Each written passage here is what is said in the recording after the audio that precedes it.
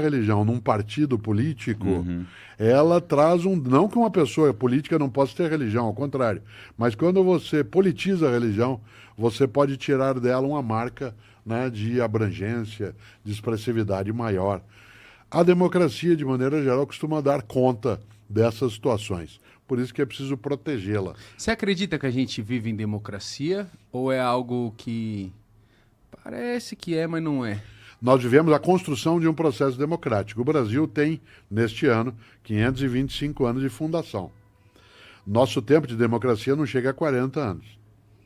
Nossa. Se você observar, de 1500 até 1889, nós ou éramos uma colônia ou éramos um império. E quando você tem um império, né, você tem um imperador. No nosso caso, 2. Portanto, você tem alguém que impera. Você não tem uma participação de cidadania.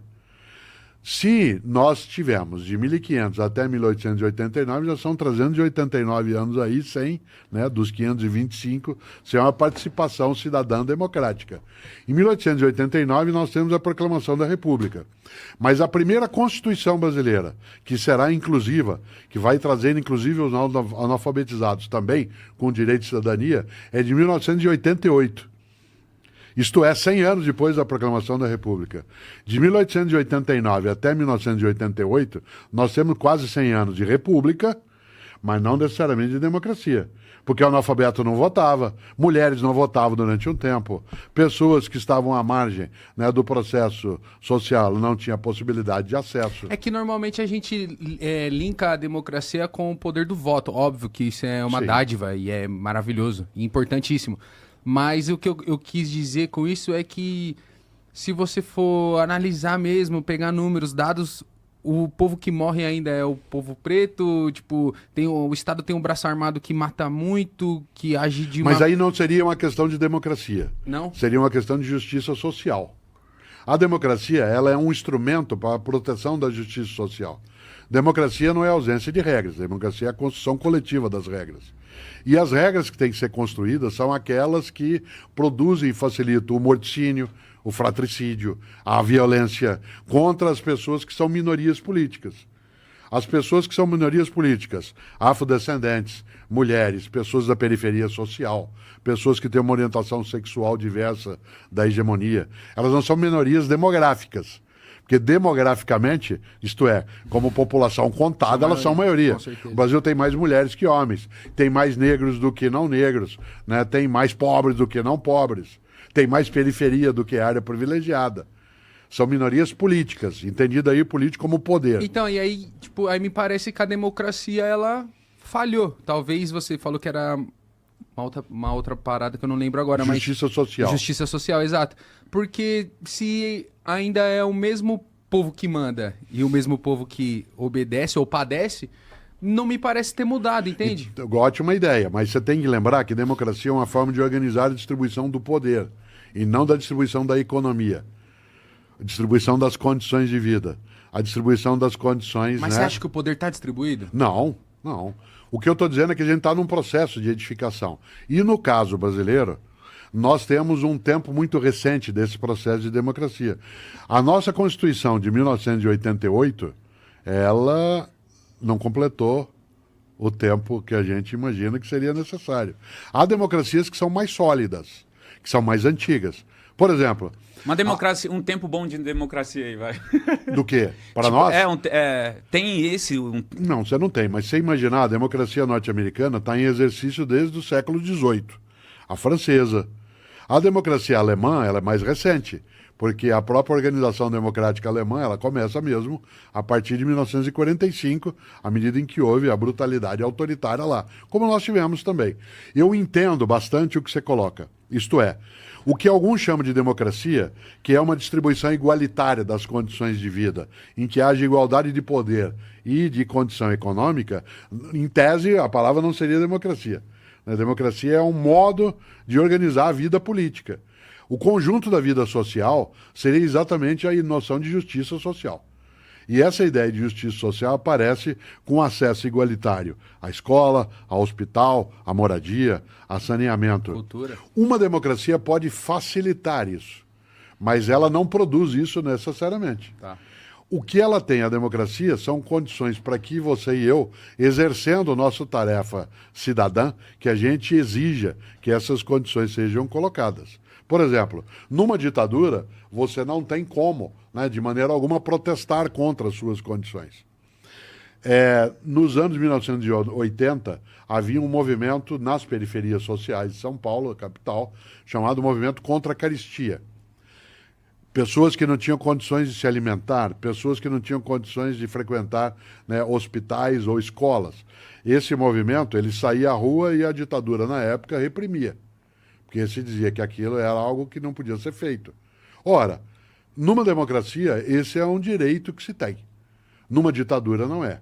A democracia protege a participação. Mas quero lembrar um escritor carioca, negro, maravilhoso, estupendo, que é Lima Barreto. Lima Barreto, um homem genial na literatura, é alguém que não pode não ser lido.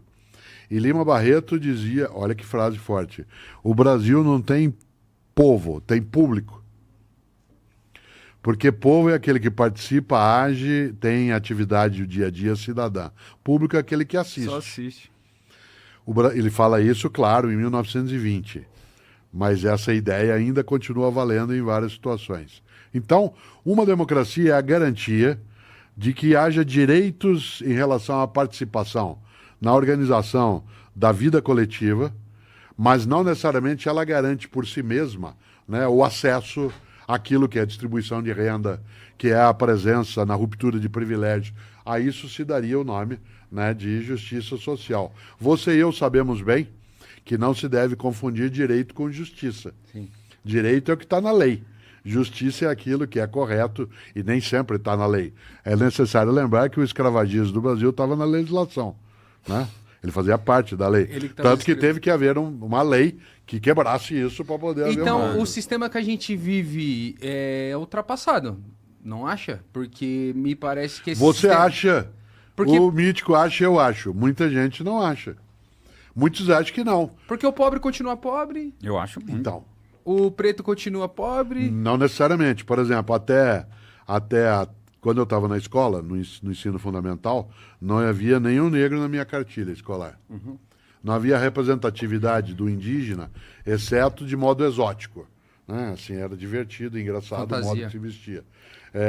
Eu poderia, há 30 anos, contar, né, uma piada racista em sala de aula, né, sem que houvesse nenhuma consequência em sala de aula. Mas por que tem gente hoje que usa isso como arte ou só piada e não se liga na responsabilidade de falar isso num país Então, onde que se mata negro e gay? Eu vou usar uma expressão que eu uso e que não é minha e que eu tenho repetido a exaustão, né? Eu falo em todo lugar que posso. Tem um filósofo alemão chamado Erich Fromm. Ele nasceu em 1900, portanto, viveu bastante o século XX. Ele dizia, liberdade não é licença. Liberdade não é licença. Eu sou livre para falar o que eu quiser, mas eu tenho que assumir a responsabilidade em relação àquilo que eu falo, porque não é porque eu sou livre que eu tenho autorização para fazer. Por exemplo, eu sou livre para dirigir depois de ter tomado 1 litro de cachaça, mas eu não estou autorizado a fazê-lo só porque eu sou livre. Sou eu que decido. Mas essa não é a liberdade de expressão que todo mundo fala, né? Então, na liberdade de expressão, eu sou livre para dizer o que eu quiser, mas eu tenho que assumir a responsabilidade se o que eu estou praticando é um crime.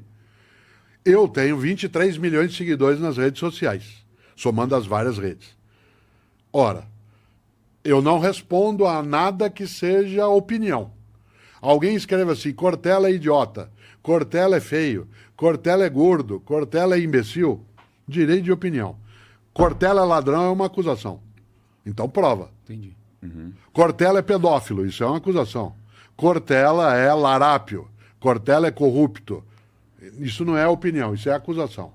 Dizer que eu sou gordo, que eu sou feio, que eu sou imbecil, é opinião. Ora, uma coisa é a liberdade de expressão que protege a minha possibilidade de dizer o que eu desejar, mas outra coisa é o meu conjunto de normas em que eu não tenho autorização para falar qualquer coisa ou fazer Mas tem qualquer gente que vai pegar esse exemplo que você falou, por exemplo, o seu, o Cortella é feio, lindo, ou gordo, ou magro, e vai falar assim, mas por que eu não posso fazer isso com o negro se eu só tô falando da aparência Você dele? pode, só que isso é crime. Ótimo. Você pode, você só não deve. Há uma diferença entre poder e dever. Poder é a possibilidade, dever é aquilo que você está autorizado. Claro que eu posso dizer, né? Eu posso dizer que uma mulher solteira, né, ela é muito mais feliz do que uma mulher casada. Que, aliás, vez ou outra, a inteligência artificial me coloca a falar essas coisas, que eu não falo. Né? Verdade. Todos os dias tem nas redes sociais, né, alguma produção que falsifica a minha voz, coloca a minha imagem, e aí me faz falar coisas da religião, da moral, da conduta. Uma delas era exatamente essa: mulheres solteiras são mais felizes. Bom, eu não diria isso, não tem essa reflexão. Uma ou outra talvez o seja, muitas o serão, né, podem sê-lo.